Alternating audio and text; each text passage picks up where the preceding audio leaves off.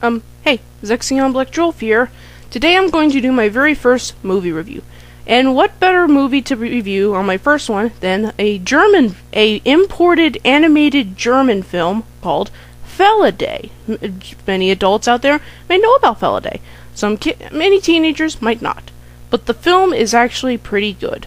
Now, on a note, this movie is not, and I quote in big bold letters, not for little kids. This movie contains a swearing, like, it includes some curse words that are fairly common, but not that extreme for teenagers. It doesn't include the F word, thank you God, because that word makes me cringe. And it includes some gore. Now, that really didn't, I was a little worried about that, because I'm a little squeamish, I'm a bit of a chicken myself. But it didn't really freak me out. I didn't cringe, I was a little nervous, but didn't do much to me. And again, I'd probably also because I watch Animal Cops. But anyway, it also includes cats mating. Now, I'm not afraid of this because I've actually seen it outside my apartment. It freaked me out a little bit at first, because, well, let's face it, they look like they're killing each other. And hey, nature is weird. But anyway, here is the plot for all of you. I'm not going to spoil the ending, okay? Anyway, initially the story goes like this. The story begins with our hero Francis the cat, which the name of the character is ironic for me, basically because I'm currently into an anime with a character named Francis. But anyway, he is with his owner, who is a novelist, who every time he loses inspiration, he moves to another city. Jeez, I feel bad for the cat. That must bite. But anyway, when he gets to his new home, he meets a cat named Bluebeard, but then he sees a dead cat. He wonders what had happened. Bluebeard says it was probably a can opener, which is cat slang for human, by the way. Many of you, cats, there are a lot of books like this, but anyway. He goes around and then, well, several cats end up dead, or he then eventually meets this one cat who he becomes madly in love with, who he seems to like. She is blind in the eyes, which really this kind of made me a little upset and kind of really leaned towards Nazi references, because this is kind of what it's about. It includes mentions of animal experimentation, and hey, what can you do about it? This book was from Germany. The Germans, they do some pretty graphic crud. Unfortunately, the blind cat ends up dead. Kind of sad, if you ask me. But anyway, he then meets this basically at the beginning of the film, he meets this large cat, which I think it's Khan is his name. I forgot. I have very bad memory, even though I watched the movie last night. Anyway, who finds the cat who is pregnant with his kittens dead. That's gotta really be hard on him. So eventually, him and Bluebeard have to solve the mystery of why these cats who is killing the cats. But anyway, now on to this story. The plot, oddly enough, I'm going to admit this, I'm not a mystery reader. I'm more of an action, adventure, that kind of person. You know what I'm saying? But yeah. This movie actually had me on the end of my seat. It was freaky, though.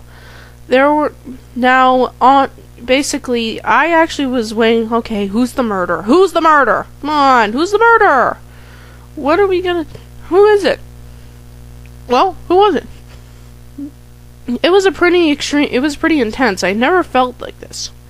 Personally, for me, it was a rite of passage. But anyway, on to the animation. The animation was surprisingly good. I've only seen other foreign animation, that's from Japan, in other words, anime. And American animation, which American animation, if this was done here in America, they probably would have babyfied it. Yeah, that's how bad it would be. I know there are a few of them, like Felix the Cat, like a few adult cartoon movies, but that's pretty rare. But yeah, because here in America, oh, cartoons, that's for little kids. Adults don't want to watch cartoons, which is unfortunately not the case. But either way, the animation is very good. It's a 2D movie, not 3-dimensional, thank you God. And also, the characters really were interesting. They had depth. I really liked, my favorite character had to be the main character, Francis, because he reminds me a lot of myself. Some of his little snarky remarks remind me a lot of myself, such as, well, this ain't exactly a scene from the Aristocats.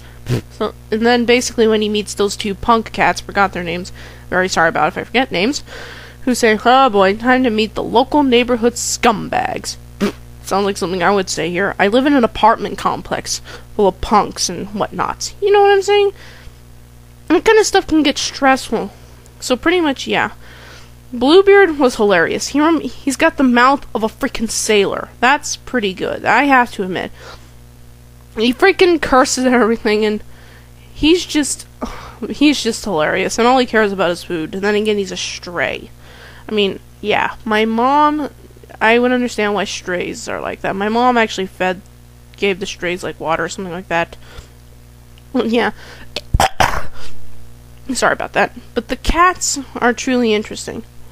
Though it does have some kind of like Nazi references, like the master race kind of cat. Oh, come on. If this thing freezes up. Oh, sorry about that. My computer does that sometimes. But anyway, the story now, overall rating, I give the movie 5 stars. Though I wouldn't recommend you watching it in a dark room or a little kid watching. But anyway, I know this movie review wasn't probably not very intriguing, but I'm not going to say the rest of the movie. Just watch it for yourself. Basically, if you're an adult who loves a good crime fiction, this is a good book.